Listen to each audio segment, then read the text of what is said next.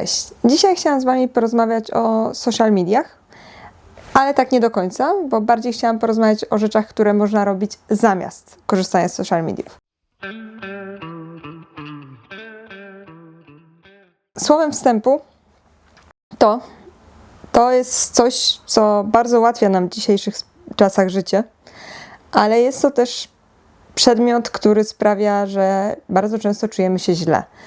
I wiadomo, że nie każdy tak ma, niektórzy korzystają dużo mniej z telefonu, niektórzy dużo więcej, ale będę tu mówić głównie na swoim przykładzie, chociaż wiem właśnie, że nie tylko mnie to dotyka. Nie jestem osobą, która się z telefonem wychowała, nie? Nie wiem, pierwszy telefon miałam i tak dosyć wcześnie, ale służył on głównie do dzwonienia. Była to chyba 2. klasa, 3. podstawówki.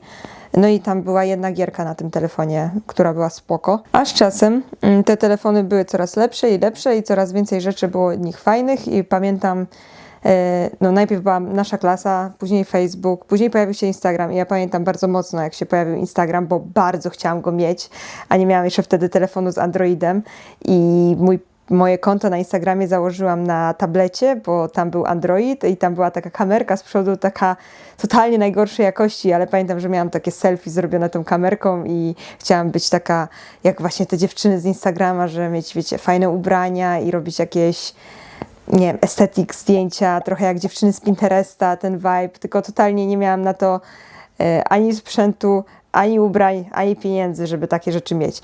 Więc, ale próbowałam, no i jakby właśnie wiecie, wtedy zaczęło się w mózgu u mnie na pewno pojawiać coś takiego, że dążenie do czegoś, co widzę w internecie. I dzisiaj mam dużo większą świadomość na to, jak to wpływa na mnie, że to, co w internecie, to nie to, co w życiu i ogólnie, żeby to wszystko zawsze podzielić przez 2 i nie brać sobie do serca. Też dużo bardziej ograniczam content, który oglądam, że staram się odsubskrybować te konta, które źle na mnie wpływają, tworzą mi jakieś lęki, jakieś, nie wiem, poczucie zazdrości i tego typu rzeczy. Ale zauważyłam, że po pierwsze widzę u siebie dosyć mocne objawy takiego uzależnienia już od telefonu, social mediów, że po prostu zauważyłam, że kiedy mam ten telefon gdzieś pod ręką, to bardzo często wchodzę na przykład na Instagram, najczęściej jest to Instagram akurat w moim przypadku, po prostu automatycznie, że wiecie, odblokowuję telefon i wchodzę na Instagram i nawet nie wiem, i tak mam, jak to się stało, jak do tego doszło. Nie wiem, choć się domyślam. I zaczęłam to zauważać, więc zaczęłam coraz mocniej myśleć o tym, żeby to ograniczyć.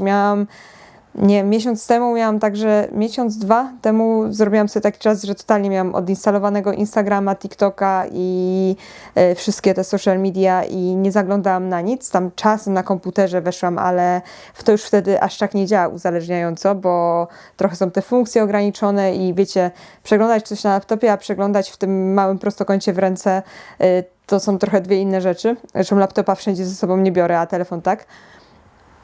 I jakby nie powiem, żeby to wpłynęło na moje życie tak od razu i że o Jezu, wszystko się zmieniło, ale zauważyłam, że wypadkowa tego była taka, że jakby ogólnie byłam szczęśliwsza, że miałam więcej pozytywności w spojrzeniu na niektóre sprawy, że mniej się martwiłam, że mniej miałam też takich chwil marazmu. Nie wiem, czy wiecie, o co mi chodzi. Jak jestem dużo w social mediach, to bardzo często mam takie chwile, w sensie im więcej jestem, tym częściej mam takie chwile, że po prostu totalnie nic mi się nie chce, tylko właśnie teraz muszę odpocząć i sobie poprzeglądać głupie kotki w internecie.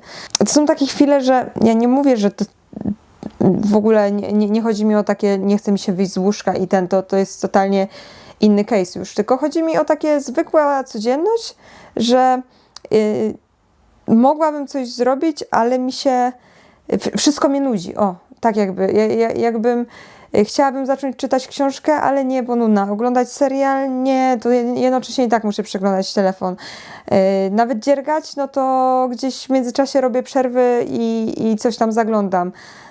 No i właśnie po tym miesiącu bez tego zauważyłam, że ogólnie czuję się lepiej, że właśnie mniej jest takich chwil, że ogólna jakość mojego życia się poprawiła, mimo że to nie były takie totalnie właśnie, wiecie, zero-jedynkowe rzeczy, tylko ogół, że wiedziałam, że jest lepiej. No i później założyłam też właśnie YouTube'a. No i mówię sobie, pobiorę znowu Instagrama, żeby tam wrzucić informacje o tym, ale nie będę na niego zaglądać. I wiecie, co się stało? Znowu na niego zaglądam bardzo często i już sobie ustawiłam limity w telefonie, aplikacja jest nie na głównym pulpicie, w ogóle telefon jest, mam taką, wiecie, szarą tapetę i jakby jest taki niezachęcający, żeby z niego korzystać, ale i tak się muszę hamować i bardzo dużo nad tym pracować, a też nie chcę ciągle robić tak, że usunę to i po prostu tego nie będę miała, bo z drugiej strony chcę czasem coś sprawdzić tam, nie wiem, czy jakieś zdjęcie znajomego, czy coś wrzucić właśnie, też chcę działać w internecie, a prowadzenie YouTube'a totalnie tylko bez Instagrama to też tak nie jest takie proste. W każdym razie chciałabym móc to mieć, ale po prostu zdroworozsądkowo z tego nie korzystać tyle, w takim nadmiarze. I stąd też wziął się pomysł na ten film, bo sama też tam kiedyś, jak szukałam, to właśnie znalazłam gdzieś podobną tematykę i stwierdziłam, że fajnie jest zrobić taką listę rzeczy, które można robić, zamiast tego scrollowania bezmyślnego. Fajnie mieć, nie wiem, taką furtkę, że wiecie, po prostu jak zaczynasz to robić, to okej, nie będę teraz tego robić, będę robić coś innego i sobie próbować tych różnych rzeczy. I to też jest tak, że na początku, to wiecie, większość tych rzeczy nie daje takiej dopaminy, nie daje takiego już efektu, dlatego nie jest to też takie proste. To jest coś, z czym po prostu trzeba intencjonalnie walczyć. Nie wszyscy oczywiście, bo pewnie niektórzy nie mają takich problemów. Mówię w przypadku ludzi takich jak ja. Więc stwierdziłam, że zrobię taki film, może ktoś z Was się zainspiruje i sobie właśnie też, nie wiem, skorzysta z tej listy albo stworzy swoją taką listę. I co? I wierzę, że to wszystkim nam pomoże i będziemy mniej scrollować. Przejdźmy do tych 10 rzeczy, które można robić zamiast scrollowania. Będzie ich tak naprawdę troszeczkę więcej, ale powiedzmy, że to jest takie 10 kategorii ogólnych. Punkt pierwszy, najbardziej oczywisty i bardzo często jeden z trudniejszych, to czytanie książek. Sama kiedyś czytałam bardzo dużo, szczególnie w latach takich podstawówka, gimnazjum, początki liceum. No ale właśnie później dopaminka płynąca z telefonu bardzo szybko mi to czytanie wyparła. I cały czas staram się do tego wrócić. Mam okresy, gdzie idzie mi lepiej, mam okresy, gdzie totalnie ciężko mi się zabrać za jakąkolwiek książkę. No i z jednej strony ciężko się za to czytanie zabrać, a z drugiej strony mamy dużo ułatwień, jeśli chodzi o czytanie, no bo możemy kupować książki, które są w Polsce bardzo tanie i można je kupić w wielu księgarniach, które są dobrze zaopatrzone, plus też mamy księgarnie internetowe i sklepy też na Allegro też można kupić książki też na Vinted z drugiej ręki. Mamy e-booki, mamy aplikacje do e-booków jak Storytel, Legimi, Empik Go bodajże, BookBeat. No i mamy też audiobooki i audiobooków można słuchać. Nie wszyscy będą to brali za czytanie, no bo nie jest to 1 do 1 to samo, ale można przyswoić to, co się znajduje w książce. Jest to na pewno mniej dopaminowe i mniej uzależniające niż scrollowanie. No i można też coś w międzyczasie robić, tak jak, nie wiem, sprzątać, biegać, spacerować. Więc jest to i tak lepsza alternatywa. Nie jest to tak fajne pewnie, w sensie nie wiem, tak mi się wydaje, że po prostu dla mózgu nie jest to aż tak fajne i korzystne jak czytanie książek, bo ogólnie czytanie książek jest jedyną rzeczą, która zauważyłam bardzo realnie i bardzo szybko wpływa na spadek mojego tętna, na uspokojenie się mojego organizmu. Więc i audiobooki tego nie dają i inne rzeczy, które też mogą mnie uspokoić, ale nie robią tego tak szybko i tak dobrze. Dlatego to czytanie książki papierowej, chociaż jak czytam e-booki, to w sumie też zaobserwowałam to zjawisko, ale wiecie, nie podaję tu żadnych badań, nie wiem jak to wpływa, po prostu zakładam, że jest to dobre dla nas na podstawie własnych obserwacji. No ale jak to mówią, lepszy ryc niż nic, więc zarówno e-booki, książki papierowe, jak i audiobooki, uważam, że każda z tych opcji jest bardzo fajną opcją na przyjmowanie treści z książek i zastąpienie sobie właśnie tych dopaminowych źródeł. Plus też tutaj chciałam powiedzieć taką uwagę od siebie, że wydaje mi się, że trochę mamy za bardzo parcie na czytanie czegoś rozwojowego, super mądrego, nie wiadomo jak fajnych, inteligenckich książek i nie pozwalamy sobie na czytanie, nie wiem, powieści, kryminałów, romansów i takie tam. To znaczy, może nie, że nie pozwalamy, ale jest mniejsza zachęta do tego, że jakoś, nie wiem, ja odczuwam parcie na to, że powinnam czytać książki mądrzejsze, bardziej takie, nie wiem, mądrzejsze to może złe słowo. Książki, które mają mnie jakoś rozwinąć.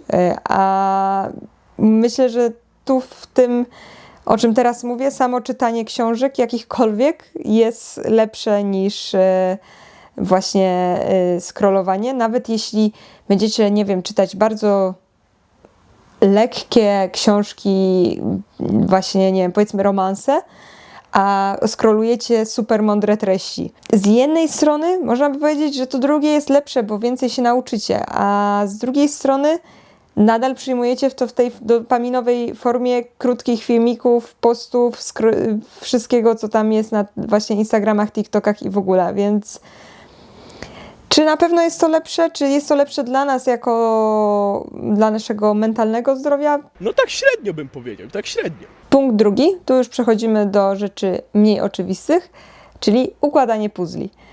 Układanie puzli to coś, co zeszłej zimy robiłam trochę, zimy 2 lata temu robiłam bardzo dużo i jak dla mnie nie ma drugiej tak mindfulness rzeczy. Wiecie, w sensie rozłożycie te puzzle i robicie to czy sami, czy z kimś i nie potrzebujecie niczego więcej tak naprawdę, bo rozmawiacie, nie wiem, jecie sobie coś tam, podjadacie, czy pijecie herbatkę, może muzyczka jakaś leci, ale tak naprawdę jesteście w pełni skupieni na tej rzeczy. I może się to nie sprawdzi każdemu, kto, nie wiem, jeśli ktoś nie lubi układać puzli albo bardzo go to męczy, ale dla mnie to było zaskakujące, jak bardzo puzzle były właśnie taką rzeczą tu i teraz. Nie wiem, czy w moim życiu znalazła się druga taka rzecz, która tak bardzo by sprawiała, że jestem tak bardzo tu i teraz. Więc dzielę się tym z Wami i uważam, że to jest super pomysł, tym bardziej, że puzzle w Polsce są bardzo tanie. Można też je dostać łatwo z drugiej ręki na Vinted na przykład, czy OLX-ie. Zresztą sama kupowałam puzzle, właśnie jak 2 lata temu dużo układałam puzli, to kupowałam je dlatego, że w Biedronce, w miejscowości, w której mieszkaliśmy, były bardzo często puzzle w bardzo niskich cenach. I dlatego kupiłam raz jedne tak na test i bardzo się to nam spodobało, więc parę razy jeszcze kupiłam inne, a potem sprzedałam je na Vinted dalej. A tu w Norwegii już w ogóle nie kupowałam nowych, bo nowe są sporo droższe. Zresztą po co w sumie, jeśli nie trzeba, bo można wziąć je z drugiej ręki. Także ogólnie polecam układanie puzli. Trzeci punkt na mojej liście jest dużo bardziej ogólny, bo jest to rękodzieło. I rękodzieło to może być naprawdę ogrom rzeczy. Ja sama, jak wiecie, pewnie już dziergam na drutach i uwielbiam to totalnie. Ale jest też szydełkowanie, które ponoć jest dużo łatwiejsze. Sama nie próbowałam, ale wiem, że jest łatwiejsze i szybsze, z tego co słyszałam. Jeszcze są różne rzeczy typu robienie własnych świec sojowych, robienie mydeł, jakichś figurek z gipsu, tworzenie biżuterii. Z rzeczy może takich bardziej męskich to, nie wiem, robienie jakichś modeli. Wiem, że też drukowanie rzeczy 3D i konstruowanie teraz jest bardzo modne. Wiem, że trzeba mieć do tego drukarkę 3D, ale z tego co słyszę, to chyba jest to coraz bardziej dostępna rzecz, więc jak najbardziej można się w taką zaopatrzyć, ewentualnie korzystać gdzieś z jakichś publicznych drukarek 3D, też są takie miejsca. Ogólnie tych rzeczy jest cała masa i moim zdaniem każdy może znaleźć coś dla siebie.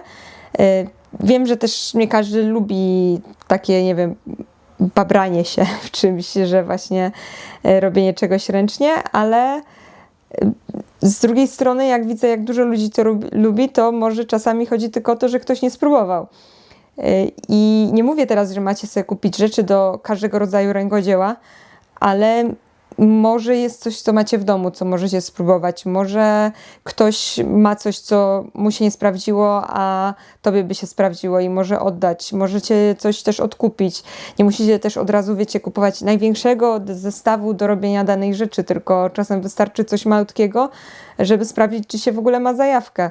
Tych rzeczy jest naprawdę mega, mega dużo i no, też w obecnych czasach są bardzo łatwo dostępne, więc myślę, że warto szukać, że rękodzieło jest naprawdę fajną rzeczą i można je robić dla siebie, dla bliskich w formie prezentów. Czasem można sprzedawać też, jak ktoś chce i lubi i ma taką zajawkę na to. Tylko pamiętajcie też, że sprzedawać rękodzieło nie jest prosto. Jeśli chcecie liczyć materiały w to włożone plus czas na to poświęcony, no to zazwyczaj ta cena końcowa byłaby taka, że mało kto by to za to kupił, ale też można próbować. Ja Was najbardziej zachęcam oczywiście do dziergania, bo jest to moja ulubiona rzecz obecnie, ale sama też będę próbować na pewno innych rzeczy. Możliwe, że będę też testować jakieś rzeczy tu na kanale, jeszcze nie wiem, rozważam. A jeśli byście chcieli właśnie zacząć dziergać, to zapraszam do mojego ostatniego filmu, który Wam tutaj albo tutaj podlinkuję i tam macie powiedziane, jak możecie zacząć robić na drutach i co Wam jest do tego potrzebne. Punkt czwarty, który oddzieliłam od rękodzieła, ale też jest związany z tworzeniem, to tworzenie artystyczne, plastyczne. To jest rysowanie, kolorowanie, malowanie. Też tych form jest bardzo dużo. Też wiem, że często się mówi, nie mam do tego talentu i w ogóle rysowanie to nie dla mnie. Wiem, bo sama też próbowałam nieraz rysować i zawsze chciałam, żeby to wszystko wychodziło od razu bardzo idealnie. Przez co się bardzo spinałam i ostatecznie nie wychodziło z tego nic.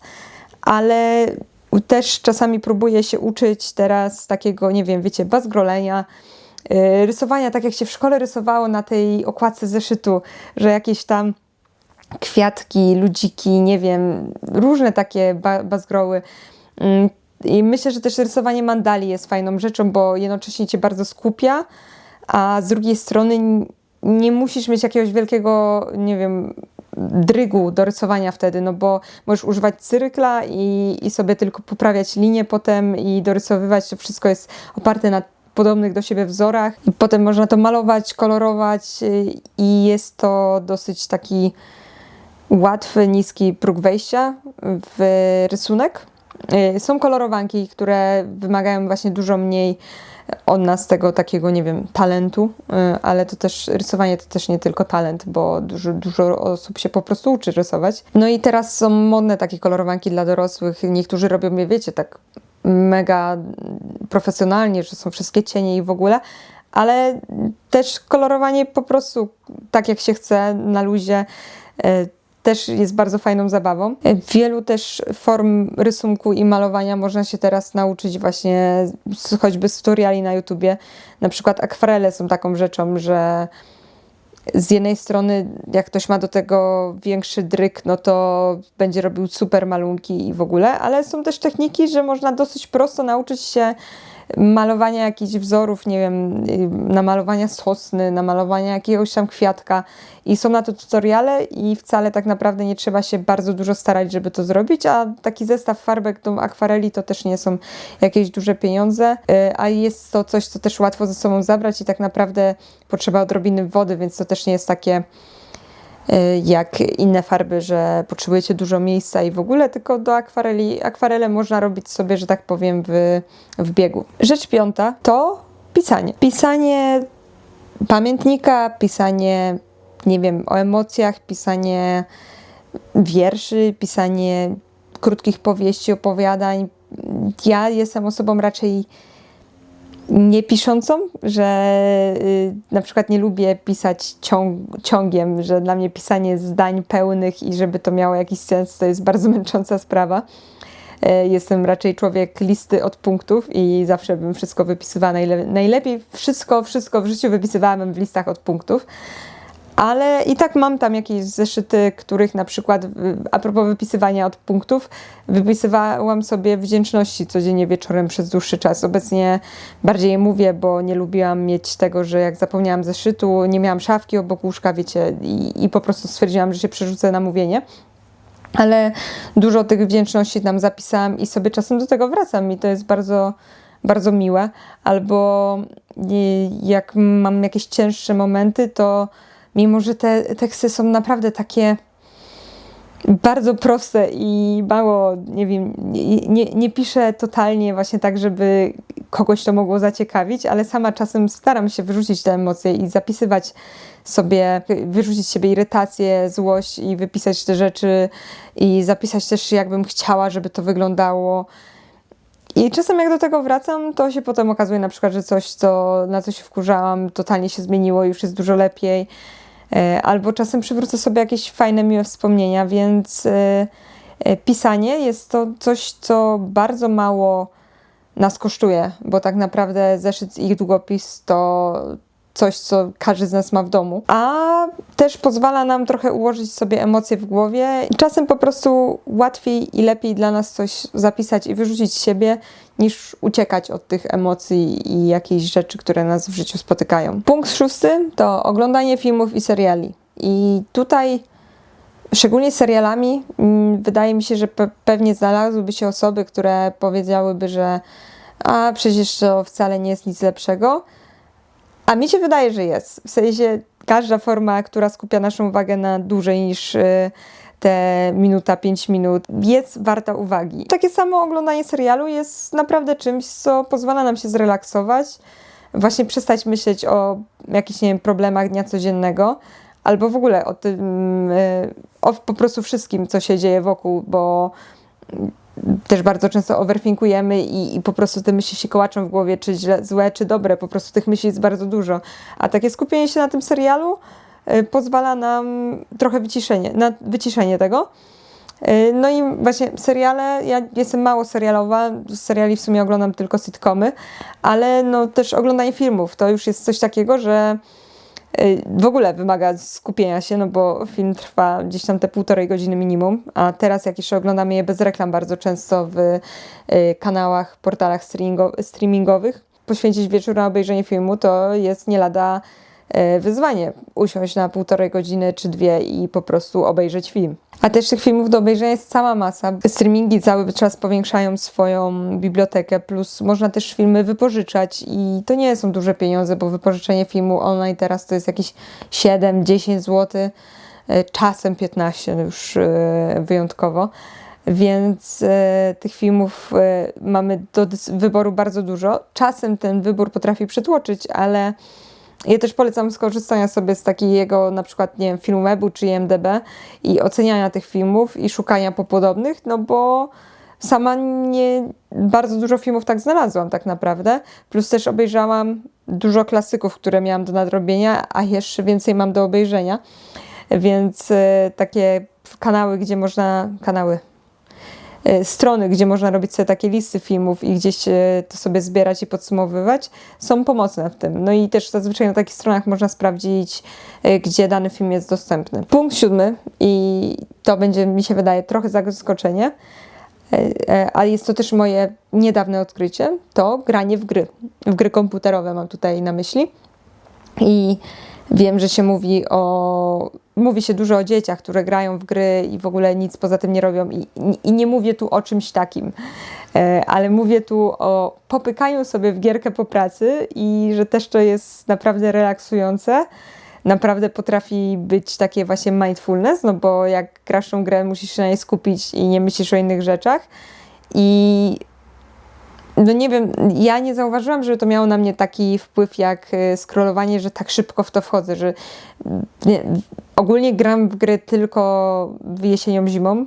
Gram w gry, to dużo powiedziane, trochę sobie próbuję. Wtedy, kiedy są te, wiecie, dłuższe, ciemne wieczory i też był taki tydzień, że na przykład grałam codziennie w jakąś grę, no ale skończyłam w nią grać i to nie było tak, że od razu się brałam za następną, więc wydaje mi się, że jest to zdrowsza alternatywa, bo też takie gry komputerowe, no to znowu nie będziesz robił tego wszędzie. Wiem, że są też gry na telefon, ale właśnie celowo tu podkreślam gry komputerowe. Że jak wychodzisz do pracy, jak jesteś na zakupach czy coś, no to nie będziesz grała w te gry, ale właśnie w domku, kiedy jest przyjemny wieczór, masz wolne, to wziąć sobie herbatkę i pograć sobie nawet kilka godzin. Czemu nie? 8. punktem na mojej liście jest gotowanie i pieczenie. I wiem, że nie wszyscy lubią gotować, nie wszyscy lubią piec. Wiele osób twierdzi, że ma do tego 2 lewe ręce. Ale myślę, że 2 lewe ręce do gotowania to tak naprawdę bardzo ciężko mieć, że jest teraz tak dużo prostych pomysłów, tak łatwy dostęp do produktów, że każdy jest w stanie coś znaleźć dla siebie. I nie chodzi mi tutaj o jakąś wow, super kuchnię fusion, tylko o to, żeby czasem sobie poświęcić więcej czasu na zrobienie czegoś dobrego, na sprawdzenie czegoś. Czasem trzeba coś sprawdzić, żeby powiedzieć dobre, ale w sumie bez szału. Właśnie też wiem, że są osoby bardziej od gotowania, bardziej od pieczenia. Ja sama nie jestem wielką fanką gotowania, przyznaję, ale są rzeczy, które są takie moje i to ja je robię w domu, mimo że Kamil głównie gotuje. Ja też zazwyczaj piekę ciasta, bo właśnie to jest to, co wolę robić niż gotowanie. Ale wiem, że jak się uda coś zrobić i jest to smaczne, to jest to też coś bardzo satysfakcjonujące. Plus też gotowanie jest taką rzeczą, co wiecie, wystawia nas na więcej bodźców takich, że się człowiek ubrudzi, może się poparzyć. Może się to wydawać głupie, ale chyba trochę są takie czasy, że właśnie trzeba to podkreślać, że to jest fajne, że jesteśmy wystawieni na większą ilość bodźców cielesnych. Myślę też, że gotowanie jest super rodzajem aktywności w kilka osób, że czy w parze, czy w grupie przyjaciół, znajomych, każdy, wiecie, dostaje swoje zadanie, jesteście razem w kuchni, fajnie się gada, nikt nie patrzy w telefon właśnie, bo każdy ma swoje zadanie. Nie wiem, czy wy też tak macie, ale na przykład ja jak byłam dzieckiem i przyjeżdżały do mnie koleżanki, to w ogóle kuchnia była jakimś takim dziwnym miejscem spotkań, że z jakiegoś powodu, mimo że miałam swój pokój, mimo że mogłyśmy siedzieć, nie wiem, w salonie i coś mieć włączone, jakiś film czy coś, bardzo często było tak, że bardzo dużo czasu spędzałyśmy w kuchni, nawet nie gotując, po prostu jakaś kuchnia była takim dziwnym miejscem, w którym się spędzało dużo czasu. Może dlatego, że kuchnia ma taki vibe domowy i przyjemny. I też nawet teraz, jak znajomi do mnie przyjeżdżają i na przykład robimy obiad i w obecnej kuchni nie mam miejsca na to, żeby każdy coś robił, ale było tak ostatnio, że usadziłam przyjaciółki przy stole, sama gotowałam, w międzyczasie gadaliśmy, czasem ktoś dostał jakieś ekstra zadanie, że a to możesz mi to umyć albo możesz mi to pokroić i było to super formą spędzenia czasu, dlatego zachęcam do eksperymentów w kuchni i zachęcam do nigdy nie mówienia, że mam do gotowania 2 lewe ręce i to jest totalnie nie dla mnie, bo uważam osobiście, że nigdy tak nie jest. Przedostatni punkt na mojej liście to oczywiście ruch. O tym się dużo więcej mówi, właśnie o tym, że trzeba uprawiać sport, że trzeba się ruszać, szczególnie przy naszym siedzącym trybie życia. I ja wiem, że to nie jest łatwe, kiedy się tego nie robiło przez długi czas, przez jakiś dłuższy okres, albo gdy się tego nie robiło nigdy. Sama byłam w tym miejscu, bo jako dziecko i jako osoba młoda nie uprawiałam w ogóle sportu. Coś, co można było nazwać najbliżej sportu, co robiłam, to było jeżdżenie na rowerze latem, ale tak naprawdę nie robiłam tego jakoś, nie wiem, nie wiadomo ile. A poza tym, wiecie, zwolnienia z WF-u, zawsze ostatnia w drużynie wybrana, nie wiem, jak były zaliczenia z biegania, to byłam bliska płaczu i takie tam, i takie tam. No i dopiero na 4. roku studiów, czyli mając 23 lata, pierwszy raz poszłam na siłownię. A właściwie pierwszy raz poszłam za drugim razem na siłownię, bo jak pierwszy raz miałam iść na siłownię, to ze strachu się popłakałam. Po prostu byłam tak zestresowana tym wydarzeniem. Bo jako osoba nigdy nie trenująca czułam się bardzo słabo, nie byłam w ogóle w formie, bo to też był okres studencki, więc jeszcze do tego doszły imprezy, alkohol i wiecie, totalnie byłam nie w formie. No i potem chodziłam przez jakiś czas na siłownię, ostatecznie się przemogłam. Bardzo dużo mi to dawało satysfakcji, ale też wiecie, ja nie mówię, że, bo wszyscy mówią, że Boże, ile to im sport dał satysfakcji i jak zajebiście jest teraz i że nie mogę bez tego żyć. Ja tak nie miałam. Totalnie mogłam przestać chodzić na siłownię i dalej siedzieć w domu. Tylko wiem, że to nie jest dla mnie dobre. Po prostu wiem, że jeśli chcę dobrze wyglądać, dobrze się czuć i chcę, żeby mniej rzeczy mnie bolało, tak ogólnie w życiu chcę mieć możliwości robić fajne rzeczy, że jak, nie wiem, wyjadę gdzieś, to chcę móc wejść na jakiś szczyt, ogólnie chodzić po górach. W ogóle polecam, jeśli chcecie zacząć uprawiać jakiś sport, to próbować zrobić to z kimś, bo to dodaje dużo otuchy, wiary w siebie i zachęty. Plus też macie kontekst, z kimś się spotykacie przy okazji uprawiania sportu. Ale jeśli nawet nie ten sport, nie od razu jakieś bieganie, właśnie chodzenie na siłownię i tak dalej, to chociaż spacery. Naprawdę spacery są tak super aktywnością. Zawsze rozruszają nam te nogi, trochę się nawdychamy świeżego powietrza. Możemy sobie włączyć jakiś, jeśli idziemy sami, audiobook, czy podcast, czy muzyczkę. Możemy sobie nie włączyć nic i słuchać dźwięków natury. Możemy przejść się na spacer z kimś. Powiedziałabym, najlepiej, żebyśmy codziennie robili sobie chociaż krótki spacer, ale wiem, że to jest niemożliwe, bo sama codziennie nie robię krótkiego spaceru, mimo że chciałabym. Ale też wiem, że jak na przykład dłużej nie robię takich rzeczy, że nie pójdę na spacer, albo tym bardziej nie pójdę gdzieś, wiecie, w naturę, że do parku, do lasu, nad jezioro, zależy jakie macie możliwości, to też widzę, że to wpływa na mnie, na moje samopoczucie i jak to się mówi, ten głupi spacer dla głupiego zdrowia psychicznego, to naprawdę działa. I może nie zauważycie tego od razu, jeśli tego nie robiliście nigdy, ale ogólnie ma to wpływ taki, że na człowieka, że lepiej się czuje i i się uspokaja tak wewnętrznie. Więc jeśli nie sport, to chociaż spacery albo jakieś spokojne aktywności, nawet aktywności w domu, jeśli na przykład nie chcecie wychodzić, że jakaś yoga, stretching, cokolwiek dla swojego ciała, bo wszystkie książki o długowieczności, dobrym życiu, zdrowym życiu, wszystkie mówią o ruchu i naprawdę ten ruch powinien być nieodłączną częścią naszego życia, więc każdy mały kroczek, który zrobicie w kierunku wprowadzenia go w swoje życie, jest dobry. Czas na ostatnią rzecz na mojej liście, czyli zrobienie swojej to-do listy z rzeczami, które wiszą wiecznie. Mam tutaj na myśli rzeczy, które musimy gdzieś kiedyś w życiu zrobić, ale odkładamy je w nieskończoność, dopóki sytuacja nie zmusi nas do tego, żebyśmy zrobili tą rzecz. Takie jak nie wiem, często to jest powieszenie jakiegoś obrazka, wywołanie zdjęć, to jest chyba, każdy z nas ma to na swojej liście.